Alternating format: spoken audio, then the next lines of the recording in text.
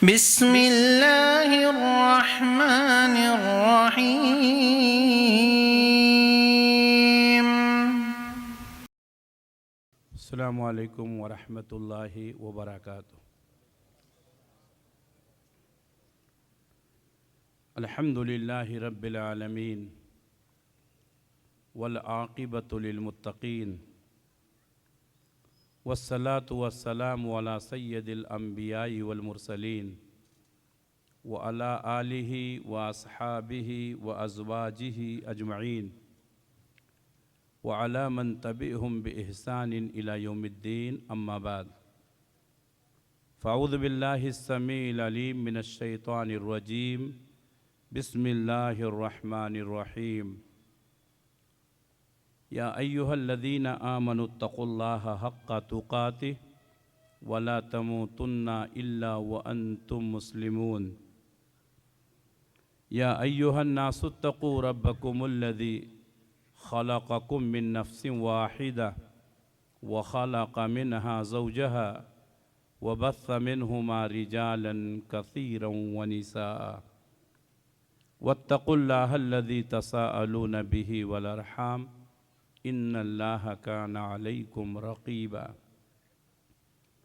या अय्युहल्लज़ीना आमनुत्तक़ुल्लाह वक़ूलू क़ौलन सदीदा युस्लिह लकुम आमालकुम व यग़फ़िर लकुम ज़ुनूबकुम व मन युतिइल्लाहा व रसूलहु फ़क़द फ़ाज़ फ़ौज़न अज़ीमा। स्टेज पर जलवा अफरोज़ तमाम ही मुअज़्ज़ज़ और मुअक्कर उलमाए किराम, नाज़िम आला सूबाई जमियत अहले हदीस कर्नाटक व गोवा जनाब मोहम्मद असलम ख़ान साहब, जमात और जमियत के ज़िम्मेदारान, अज़ीज़ साथियों, नौजवान दोस्तों, बुज़ुर्गों, पर्दा नशीन माओ और बहनों, आज का ये प्रोग्राम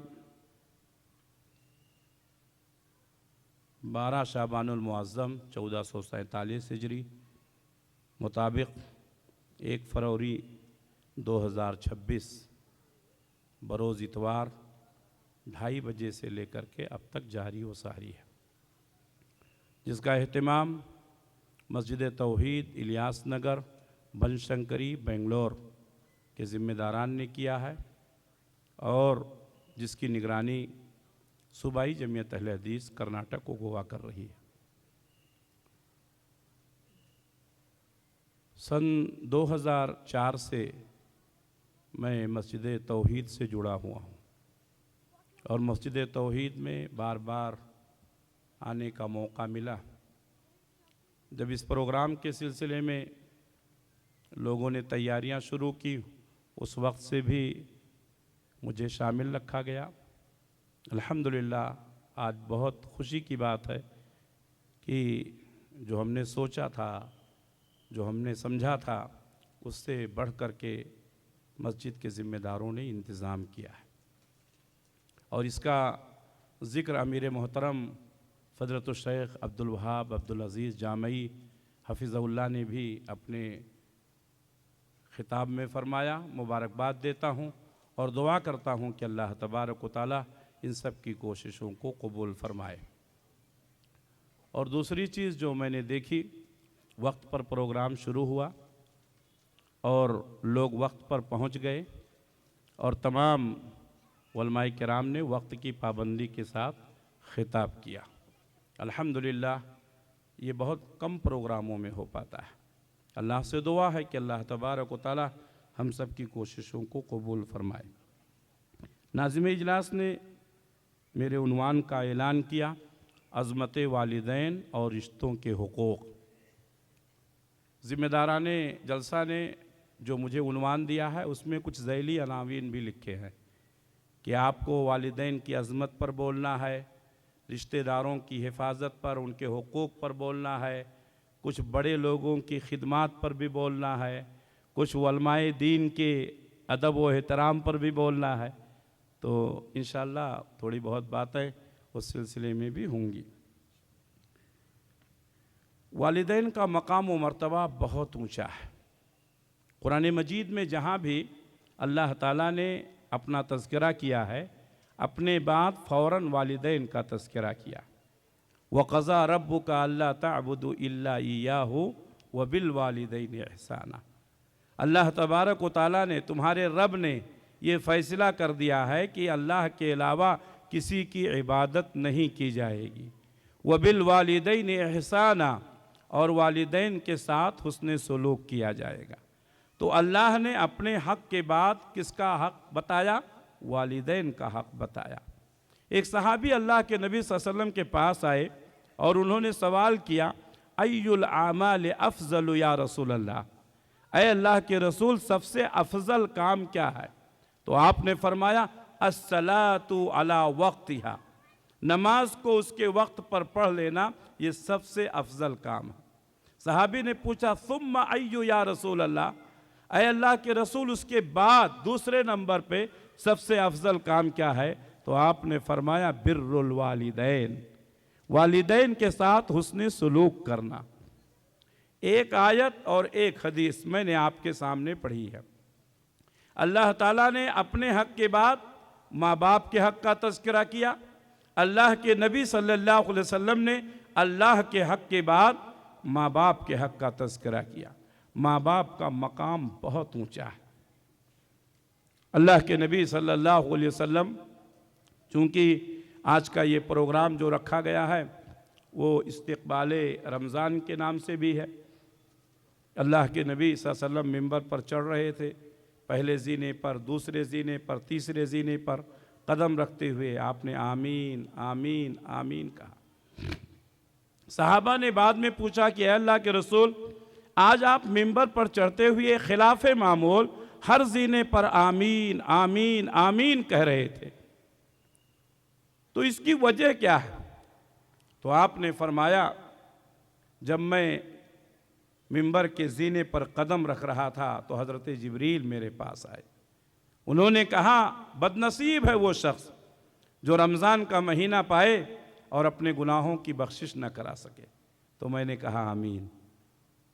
मैंने दूसरे ज़ीने पर कदम रखा तो कहा कि बदनसीब है वो शख्स जिसने अपने माँ बाप को बुढ़ापे में पाया या किसी एक को पाया और उनकी खिदमत करके जन्नत नहीं कमा सका। तो मैंने कहा आमीन। फिर हज़रत जिब्रील ने कहा, वो शख्स भी बदनसीब है जो मोहम्मद रसूलुल्लाह सल्लल्लाहु अलैहि वसल्लम का नाम सुने और आपके ऊपर दरूद न भेजे। तो मैंने कहा आमीन। मेरे भाइयों, माँ बाप इस जहां में सबसे बड़ी है दौलत। माँ बाप इस जहां में सबसे बड़ी है दौलत। सच पूछिए तो ये हैं दोनों खुदा की रहमत। जिसको अपने माँ बाप की खिदमत का मौका मिल गया वो बड़ा खुश नसीब है, और जिन्होंने अपने माँ बाप की खिदमत करने का मौका नहीं पाया उनके लिए भी है। अल्लाह के नबी सल्लल्लाहु अलैहि वसल्लम फरमाते हैं, एक शख्स को जन्नत में ऊंचा मकाम दिया जाता है। वो शख्स पूछता है, ऐ अल्लाह, मैं तो इंतकाल कर चुका हूँ, मैं तो दुनिया से आ चुका हूँ, मेरे अमल का सिलसिला मुनक़ते हो चुका है, फिर ये जन्नत में मुझे ऊंचा मकाम कैसे मिला? तो अल्लाह ताला कहता है, तेरी औलाद ने तेरे लिए इस्तग़फ़ार किया था। मेरे भाइयों, माँ बाप के लिए दुआएं करें। रब्बिरहमहुमा कमा रब्बयानी सगीरा, ऐ हमारे रब, हमारे माँ बाप के ऊपर ऐसी ही रहम फरमा जैसा कि उन्होंने बचपन में हमारे ऊपर रहम फरमाया था। एक माँ की, एक बाप की यही तमन्ना होती है कि माँ बाप के सामने उनकी औलाद पर कोई परेशानी ना आए। जब इंसान बीमार होता है, बच्चा बीमार होता है, माँ बाप तड़प उठते हैं, माँ बाप तड़प उठते हैं अपने बच्चे के इलाज के लिए। कितने लोग ऐसे हैं अपने बच्चों के इलाज के लिए अगर उनके पास पैसे नहीं है कर्ज लेते हैं। कितने लोगों ने अपनी ज़मीन और जायदाद बेच दिया अपने बच्चों की इलाज के लिए। ये माँ बाप की मोहब्बत है, ये माँ बाप की शफ़क़त है। और बात आई है तो बता दूं, दुनिया में सिर्फ माँ बाप की मोहब्बत बगैर कीमत के मिलती है। इनके अलावा अगर आप किसी की मोहब्बत चाहते हैं तो आपको कीमत अदा करनी होगी। लेकिन माँ बाप वो ज़ात हैं जो अपनी औलाद से टूटकर बगैर मकसद की मोहब्बत करते हैं। मेरे भाइयों, हम सब सोचते हैं, हम सब का सोच यही है, हमारे बच्चे खुश हैं तो हम खुश हैं, हमारे बच्चों ने खा लिया तो माँ बाप का पेट भर गया, हमारे बच्चे आराम से हैं तो हमें हर तकलीफ गवारा है। ये हमारी सोच है। लेकिन अल्लाह के नबी सल्लल्लाहु अलैहि वसल्लम ने क्या फरमाया? रिज़ा रब्बे फी रिज़िल वालिद, अल्लाह की रजा वालिद की रजा में है। अल्लाह की रजा वालिद की रजा है। वालिद साहब खुश हैं तो अल्लाह खुश है। अल्लाह अकबर। ये मेरा जुमला नहीं है, ये किसी आलिम का जुमला नहीं है, ये इमाम कायनात मुहम्मदुर रसूलुल्लाह सल्लल्लाहु अलैहि वसल्लम का जुमला है। आपके वालिद खुश है तो आपका रब खुश है। अल्लाह अकबर। आपके वालिद नाराज हैं तो आपका रब नाराज है। अल्लाह तबारक व तआला ने मां के कदमों में जन्नत रखी है तो बाप को जन्नत का दरवाजा कहा है। जन्नत में जाने के लिए दरवाजे की जरूरत है, जन्नत में जाने के लिए मां की खिदमत की जरूरत। मां बाप का मकाम व मर्तबा बहुत ऊंचा है। ख्वाजा हसन बसरी रहमतुल्लाह अलैह एक बार तवाफ कर रहे थे, एक शख्स को देखा कि अपनी पीठ पर एक गठरी लादे हुए है। हसन बसरी रहमतुल्लाह अलैह ने पूछा, तवाफ की हालत में ये तुम क्या अपनी पीठ पर लादे हुए हो? कहा, कोई चीज़ नहीं है, ये मेरी माँ है, ये मेरी बूढ़ी माँ है, चल नहीं सकती है और मैं अपनी पीठ पर लाद करके इसको तवाफ करा रहा हूं। ख्वाजा हसन बसरी रहमतुल्लाह अलैह ने कहा, तुमने तो वाकई माँ का हक अदा कर दिया। जिस तरीके से तुम्हारी माँ बचपन में तुमको अपने गोद में लेकर फिरा करती थी, आज तुमने भी अपनी पीठ पर बैठा करके अपने माँ को तवाफ कराया, तुमने हक अदा कर दिया। उस नौजवान ने कहा, नहीं इमाम साहब, नहीं इमाम साहब, मैं माँ का हक नहीं अदा कर सकता। मैंने अपने पीठ पर लाद करके माँ को सिर्फ तवाफ कराया है। 2 साल तक, 2.5 साल तक जो मेरी माँ ने अपना खून दूध की शक्ल में पिलाया है, उसका बदला मैं कैसे दे सकता हूं? मेरे भाइयों, माँ बाप इस दुनिया में बहुत अजीम नेमत है। लेकिन आज हमारा हाल क्या है? जब तक माँ बाप जवान हैं, जब तक माँ बाप ताकतवर हैं, जब तक माँ बाप के हाथों में रुपए और पैसे हैं, तब तक हम माँ बाप की इज्जत करते हैं। और जब माँ बाप कमजोर हो जाते हैं, जब माँ बाप बूढ़े हो जाते हैं, जब हमारे और ज्यादा मोहताज हो जाते हैं, तब हम माँ बाप की वो कद्र व इज्जत नहीं करते हैं जो होनी चाहिए। मेरे भाइयों, कितने घराने ऐसे हैं जो बूढ़े माँ बाप को वो इज्जत नहीं देते हैं जो देना चाहिए। एक हदीस बताता हूँ। उस हदीस में एक वाक़े का तज़किरा। अल्लाह के नबी सल्लल्लाहु अलैहि वसल्लम फरमाते हैं, पहले ज़माने में 3 आदमी कहीं जा रहे थे, रास्ते में बारिश होने लगी, तीनों ने एक गार में पनाह लिया। एक भारी पत्थर लुढ़क करके गार के सामने आ गया और गार का दरवाज़ा बंद हो गया, तीनों बाहर नहीं निकल सकते। बारिश ख़त्म हुई, तीनों ने बाहर निकलने का इरादा किया, लेकिन पत्थर इतना भारी था कि उसको ढकेल नहीं सकते थे। अब तीनों ने मिलकर मशवरा किया कि आओ हम अल्लाह से दुआ करते हैं, अपनी अपनी नेकियों को याद करते हैं, उन नेकियों का वसीला बना करके अल्लाह से दुआ करते हैं। वो तीनों का वाक़या मैं नहीं बताऊंगा, एक वाक़या जो मेरे मौजू से मुताल्लिक़ है। एक शख्स ने कहा, ऐ अल्लाह, तू तो सब जानता है, तुझसे क्या छुपाना। मैं बकरियां चराने वाला, बकरियों का दूध निकालने वाला, बकरियों की परवरिश करने वाला, मेरी आदत थी कि मैं बकरियां चरा कर घर वापस आता, बकरियों का दूध निकालता, सबसे पहले अपने माँ बाप को पिलाता, फिर अपने बच्चों को पिलाता। एक दफ़ा का वाक़या है, बकरियां चराते हुए मैं दूर चला गया। वापस आया तो देखा कि हमारे वालिदैन सो चुके हैं, रात ज़्यादा हो चुकी है। बकरियों का दूध निकाला, प्याले में लेकर के वालिदैन की खिदमत में पहुंचा, देखा तो वालिदैन सो रहे हैं। मैं उनके सरहाने खड़ा हो गया। आप हदीस पढ़िए, हदीस पढ़िए। हदीस में है कि मेरे बच्चे मेरे कदमों में बिलक रहे थे, मेरे बच्चे मेरे कदमों में बिलक रहे थे, लेकिन मैंने उनको दूध नहीं दिया। क्यों? वालिदैन से पहले बच्चों को दूध पिलाना मैंने मुनासिब नहीं समझा। हदीस के अल्फाज हैं, वालिदैन को बेदार भी नहीं किया, उनकी नींद में खलल होगा। ऐ अल्लाह, तू खूब जानता है, पूरी रात में दूध का प्याला लिए खड़ा रहा। जब मेरे वालिदैन अपनी नींद से बेदार हुए, सबसे पहले मैंने अपने माँ बाप को दूध पिलाया, फिर मैंने अपने बच्चों को पिलाया। नेकी क्या है? नेकी यही है कि मैंने माँ बाप से पहले बच्चों को नहीं पिलाया। आज हमारा हाल क्या है? पहले हम खाएंगे, हमारे बच्चे खाएंगे, बचेगा तो माँ बाप को मिलेगा। मेरे भाइयों, माँ बाप की अजमत को समझो, माँ बाप के मकाम व मर्तबे को समझो। खाना सबसे पहले माँ बाप को दिया जाए, सबसे पहले माँ बाप के सामने पेश किया जाए।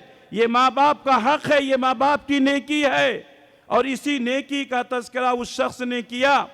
चुनांचे अल्लाह तबारक व तआला ने गार के मुंह को खोला।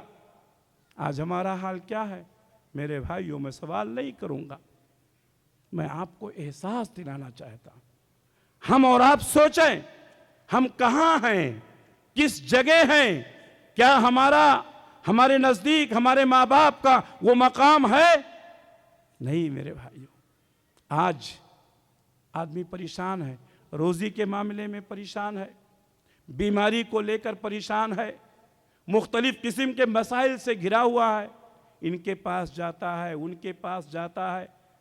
मेरे भाइयों, किसी आलिम के पास जाना, दुआ कराना, किसी हाफिज़ के पास जाना, दुआ कराना कोई ऐब की बात नहीं है, लेकिन हाफिज़ साहब की दुआ कबूल होगी कि नहीं कोई गारंटी है?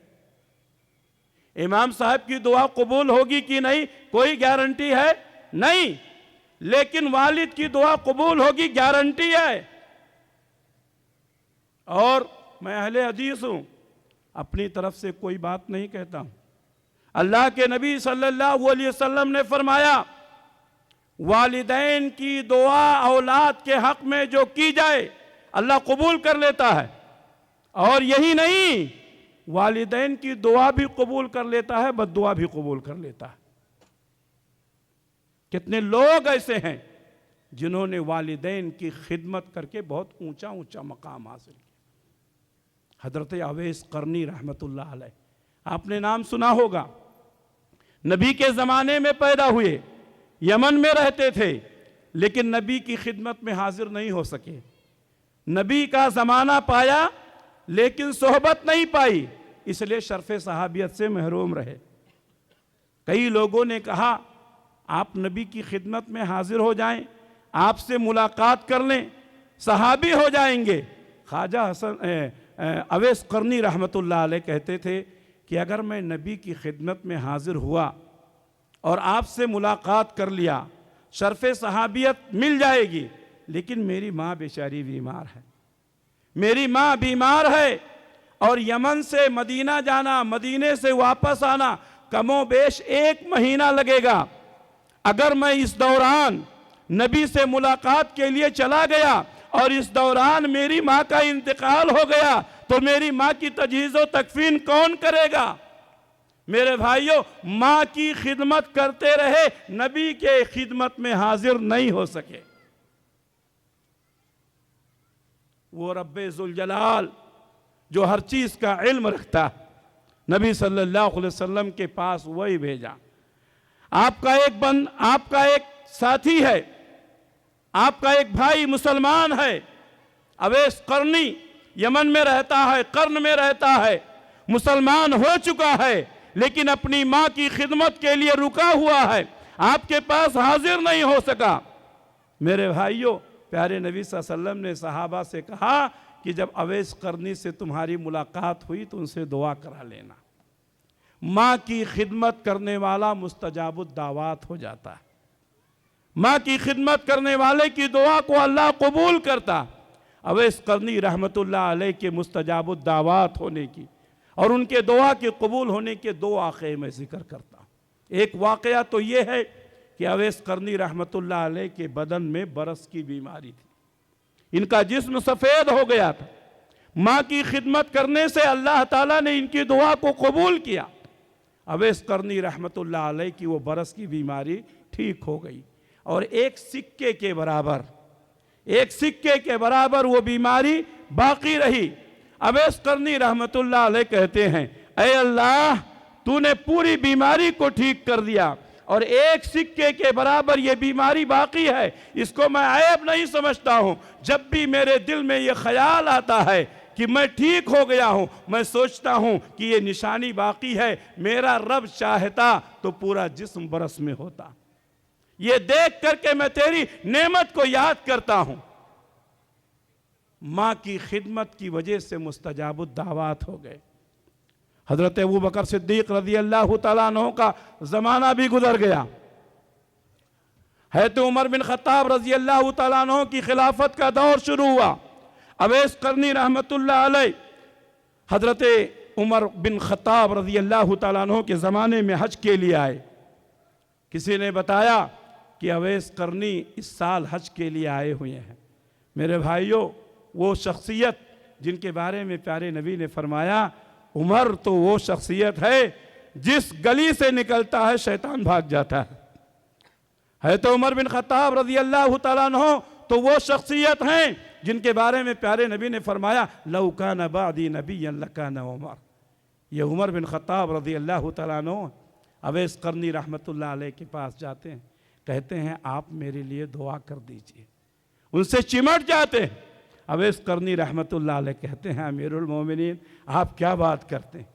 आप अमीरुल मोमिनीन हैं, आप अल्लाह के नबी सल्लल्लाहु अलैहि वसल्लम के सहाबी हैं, आपका मकाम बहुत ऊंचा है, मैं आपके लिए क्या दुआ करूंगा? अमीरुल मोमिनीन उमर बिन खत्ताब रज़ी अल्लाह तआला अन्हु कहते हैं, हमारे नबी ने कहा था जो अवैस करनी से मिलेगा वो दुआ करा लेना। मेरे भाइयों, ये मकाम कैसे मिला?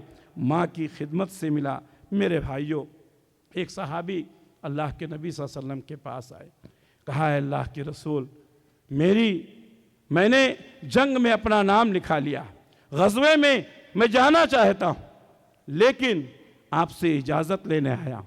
अल्लाह के नबी ने पूछा, क्या तुम्हारे वालिदैन जिंदा है? कहा हाँ। कहा जाओ पहले वालिदैन की खिदमत करो, यही तुम्हारे लिए जिहाद, यही तुम्हारे लिए जिहाद। और मेरे भाइयों, वो हदीस जो मैंने पढ़ी थी जिसका दो हिस्सा मैंने बता दिया था, एक हिस्सा बाकी है। अल्लाह के नबी सल्लल्लाहु अलैहि वसल्लम ने तरतीब बताई। जब सहाबी ने पूछा अय्युल आमाल अफजल या रसूल अल्लाह, काला अस्सलातु अला वक्तिहा, पहले नंबर पे कौन सा अमल है? नमाज वक्त पर पढ़ना। सहाबी ने पूछा दूसरे नंबर पे, तो कहा बिर्रुल वालिदैन। सहाबी ने फरमाया कि अल्लाह के रसूल उसके बाद? तो आपने फरमाया अल जिहादु फी सबीलिल्लाह, अल्लाह के रास्ते में जिहाद करना, माँ बाप की खिदमत करना जिहाद से अफजल है। माँ बाप की खिदमत करना जिहाद से अफजल है। इसलिए मेरे भाइयों, माँ बाप की अज़मत को समझो, माँ बाप के मकाम व मर्तबे को समझो। अल्लाह तबारक व तआला ने बार बार कुरान मजीद में और नबी करीम सल्लल्लाहु अलैहि वसल्लम ने बार बार अहादीस में माँ बाप की अज़मतों को उजागर किया। अगर माँ बाप किसी ऐसी बात का हुक्म दे जो अल्लाह और उसके रसूल के हुक्म के ख़िलाफ़ हो, तो वहाँ उनकी बात नहीं मानी जाएगी। लेकिन दुनियावी मामले में उनके साथ खैर का मामला किया जाए। अगर माँ बाप गैर मुस्लिम हों, अगर माँ बाप मुसलमान ना हों, तो भी उनकी खिदमत करनी है, तो भी उनकी फरमाबरदारी करनी है दुनियावी मामले में। इसलिए मेरे भाइयों, माँ बाप की खिदमत करना लाजिम समझें।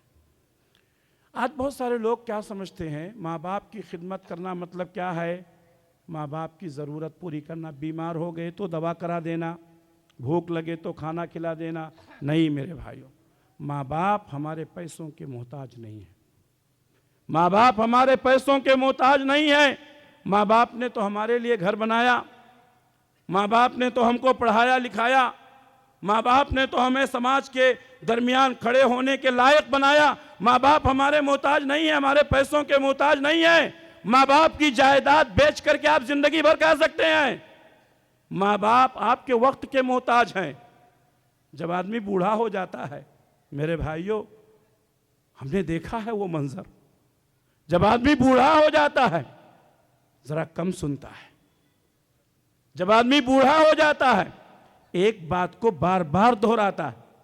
माँ बाप के पास बैठें, माँ बाप के पास बैठने के लिए वक्त निकालें, सुबह शाम उनके पास बैठें, उनको वक्त दें। माँ बाप आपका वक्त चाहते हैं। कितने लोग ऐसे हैं जो माँ बाप के पास बैठना नहीं चाहते हैं, माँ बाप को वक्त नहीं देना चाहते हैं, और माँ बाप बुढ़ापे की वजह से, दिमाग कमजोर होने की वजह से अगर कोई बात एक से दो बार पूछ लेते हैं हम गुस्सा हो जाते हैं। मेरे भाइयों, हमें गुस्सा होने का हक नहीं है। माँ बाप को अल्लाह ताला ने फरमाया फला तकुल लहुमा उफ़्फ़िन वला तनहरहुमा। माँ बाप को उफ तक नहीं कह सकते, माँ बाप को झिड़क नहीं सकते हैं। कितने लोग हैं जो माँ बाप को डांट देते हैं, कितने लोग हैं जो माँ बाप पर हाथ उठा देते हैं, कितने लोग हैं जो माँ बाप को ले जा करके आशियानों में छोड़ देते हैं।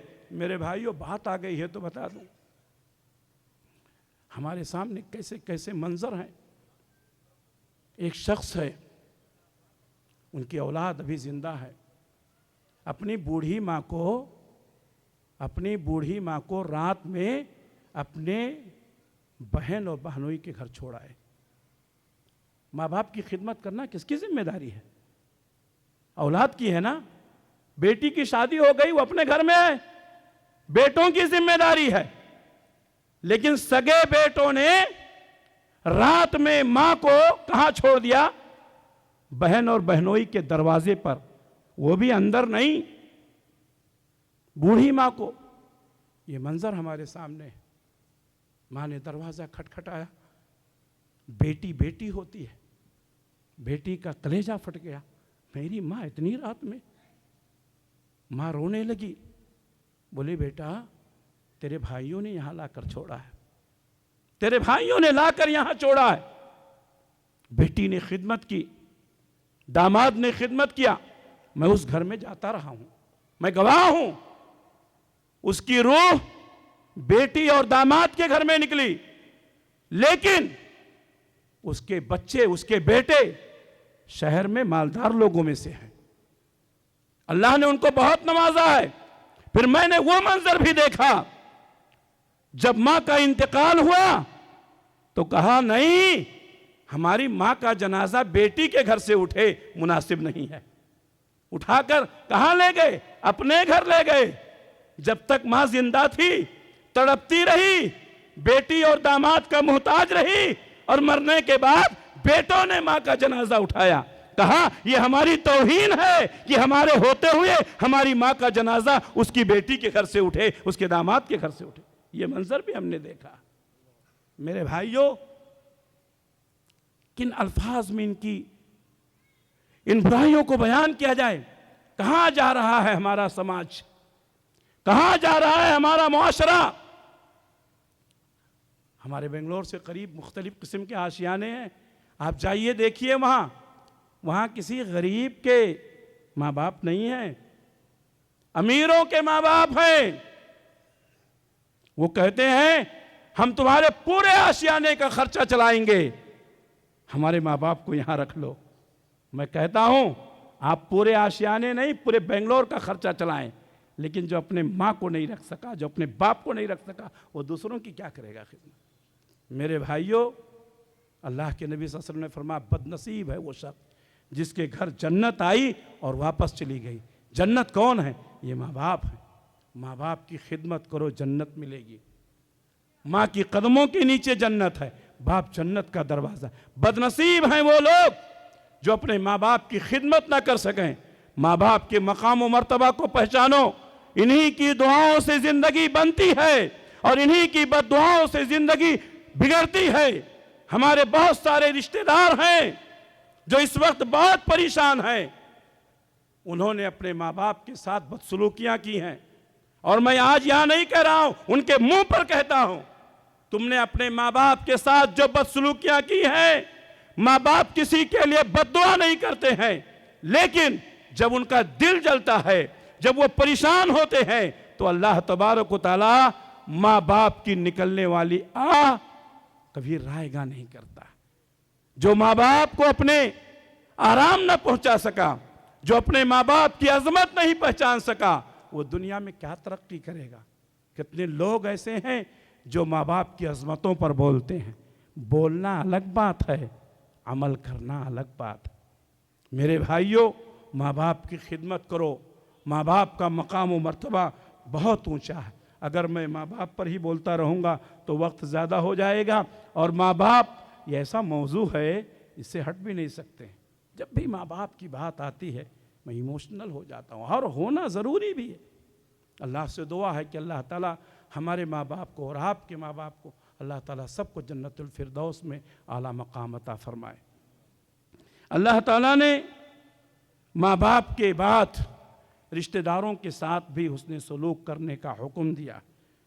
अल्लाह ताला ने फरमाया वत्तकुल्लाह अल्लज़ी तसाअलून बिही वल अरहाम, उस अल्लाह से डरो जिससे तुम सवाल करते हो, वल अरहाम, और रिश्तों के मामले में अल्लाह से डरो। रिश्तों में कौन है? करीबी रिश्ते। बाप के भाई कौन है? चचा हैं, ताया हैं। माँ के भाई कौन है? मामू हैं, खाला हैं। बाप की बहन कौन है? फूफी है। फूफी के साथ एहसान करो, चाचा के साथ एहसान करो, खाला के साथ एहसान करो।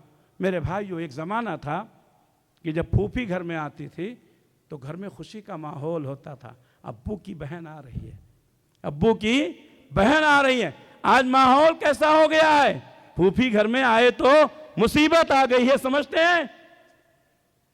कितनी बेटियां ऐसे हैं जो अपने माँ बाप के मरने के बाद अपने मैके को भूल चुकी हैं। भाई होते हुए, भावज होते हुए, रिश्तेदार होते हुए, क्यों लोग उनका आना पसंद नहीं करते हैं? फूफी जो है बाप की बहन है। अगर आपने फूफी की इज्जत नहीं की तो आप क्या सिला रहमी करेंगे? खाला का मकाम। अल्लाह के नबी सल्लल्लाहु अलैहि वसल्लम के पास एक सहाबी आए, कहा अल्लाह के रसूल, मैं अपनी माँ की खिदमत नहीं कर सका, मेरी माँ का इंतकाल हो गया। तो आपने पूछा तुम्हारी खाला जिंदा है? कहा हाँ। आपने फरमाया अल खालतु बिमंज़िलतिल उम, खाला भी माँ के मकाम में है, जाओ खाला की इज्जत करो, माँ का सवाब मिलेगा। मेरे भाइयों, आज हम अपने खाला की कितनी इज्जत करते हैं। सिला रहमी करो मेरे भाइयों, अपने मामुओं के साथ, चाचा लोगों के साथ, भतीजों के साथ, भांजों के साथ। आज हमारा मामला क्या है? हम सोसाइटी से अलग रहना चाहते हैं, हम खानदान से कट के रहना चाहते हैं। मैं आपको बता दूं, आपकी खुशी उस वक्त तक मुकम्मल नहीं होगी जब तक कि आपके अपने मुबारकबाद न दें। आपकी गमी उस वक्त तक दूर नहीं होगी जब तक कि आपके अपने सहारा न दें। मेरे भाइयों, यही वजह है कि आदमी कहीं भी इंतकाल करता है, उसके अपने फ्लाइट से उड़ करके आ जाते हैं, अपना समझ करके। हमने आज उनको अपने से दूर कर दिया तो हम कैसा सिला रहमी करने वाले हो? मेरे भाइयों, अपनों को जोड़ के रखो। यकीनन रिश्तेदारों में कुछ अमीर होते हैं, कुछ गरीब होते हैं। लोग अमीरों से रिश्ता जोड़ते हैं, गरीबों से कट जाते हैं। अगर हम अमीर हैं तो हम अपनी क्वालिटी देखते हैं, किन लोगों के साथ हमको उठना बैठना है, किन लोगों के साथ हमें गुफ्तगू करनी है। हमने मियार बदल लिया। मेरे भाइयों, हमारे रिश्तेदार में जो गरीब हैं उनको भी अपना समझो, बल्कि वो हमारे ज़्यादा मोहताज हैं। हज़रत अबू बकर सिद्दीक़ रज़ी अल्लाह तआला अन्हु का वाक़या कुरान मजीद में अल्लाह ताला ने इशारा किया। सूरह नूर पढ़िए। हज़रत अबू बकर सिद्दीक़ रज़ी अल्लाह तआला अन्हु के एक रिश्तेदार थे जिनका नाम मिस्ता था। अबू बकर सिद्दीक़ रज़ी अल्लाह तआला अन्हु उनको वजीफ़ा दिया करते थे, हर महीना वजीफ़ा दिया करते थे। जब अम्मा आयशा सिद्दीक़ा रज़ी अल्लाह तआला अन्हा पर इल्ज़ाम लगाया गया, इल्ज़ाम लगाने वालों में कुछ कमज़ोर मुसलमान भी शामिल हो गए, उसमें मिस्ता भी थे। जब अल्लाह तबारक व तआला ने हज़रत आयशा सिद्दीक़ा रज़ी अल्लाह तआला अन्हा के ताल्लुक़ से आयत बरात उतारी कि ये तो बुहतान है, ऐसा कोई मामला नहीं है, तो अल्लाह के नबी सल्लल्लाहु अलैहि वसल्लम ने उन मुसलमानों पर कोड़े लगवाए जो इस इल्ज़ाम में शामिल हुए थे। उनमें मिस्ता भी थे। अबू बकर सिद्दीक़ रज़ी अल्लाह तआला अन्हु हर महीना वजीफ़ा देते थे। बेटी के इल्ज़ाम में मिस्ता भी शरीक थे। अबू बकर सिद्दीक़ रज़ी अल्लाह तआला अन्हु को कितनी तकलीफ हुई होगी। कहा, मिस्ता हर महीना मुझसे खर्चा लेने वाले, मेरी बेटी पर लोगों ने इल्ज़ाम लगाया, कोई बात नहीं है, तुमने भी इल्ज़ाम लगा दिया। मेरे भाइयों, अबू बकर सिद्दीक़ रज़ी अल्लाह तआला अन्हु ने कहा, आज से तुम्हारा वजीफ़ा बंद। अल्लाह ताला ने आयत उतारी, क्या तुम ये नहीं चाहते हो कि अल्लाह तुम्हारे गलतियों को माफ़ कर दे, तुम्हारे गुनाहों को माफ़ कर दे। अबू बकर सिद्दीक़ रज़ी अल्लाह तआला अन्हु रोते हुए नबी की खिदमत में पहुँचे और कहा, है अल्लाह के रसूल, हम चाहते हैं कि अल्लाह हमको माफ़ कर दे। अल्लाह के नबी सल्लल्लाहु अलैहि वसल्लम ने फरमाया, तुम भी मिस्ता को माफ़ कर दो। अबू बकर सिद्दीक़ रज़ी अल्लाह तआला अन्हु ने कहा, आज से मैंने फिर वजीफ़ा जारी कर दिया। मेरे भाइयों, ये हमारे असलाफ थे जो हमारे लिए नमूना थे। यकीनन बेटी पर इल्ज़ाम लगाना और फिर उसके साथ सिला रहमी करना बहुत जिगर गुर्दे का काम है, लेकिन चूंकि आप मकाम सिद्दीक़ियत पर थे, लेकिन आपने क्या कहा, मिस्ता मैंने तुम्हारा वजीफ़ा जारी कर दिया। ये हमारे असलाफ थे। मेरे भाइयों, रिश्तेदारों के साथ हुस्न सलूक करो। अल्लाह के नबी सल्लल्लाहु अलैहि वसल्लम ने फरमाया, आम लोगों को अगर आप देते हैं, मदद करते हैं, तो आपको एक सदक़े का सवाब मिलेगा, लेकिन अगर आप किसी रिश्तेदार को देते हैं तो आपको डबल सवाब मिलेगा, सदक़े का भी सवाब मिलेगा और सिला रहमी का भी सवाब मिलेगा। यकीनन रमज़ान का महीना आ रहा है। रमज़ान के महीने में लोगों के अखराजात बढ़ जाते हैं। हमारी इस मजलिस में बहुत सारे लोग होंगे जिनको अल्लाह ने बहुत नवाजा है। आप यकीनन सदका खैरात निकालेंगे, बहुत सारे लोगों की मदद करेंगे।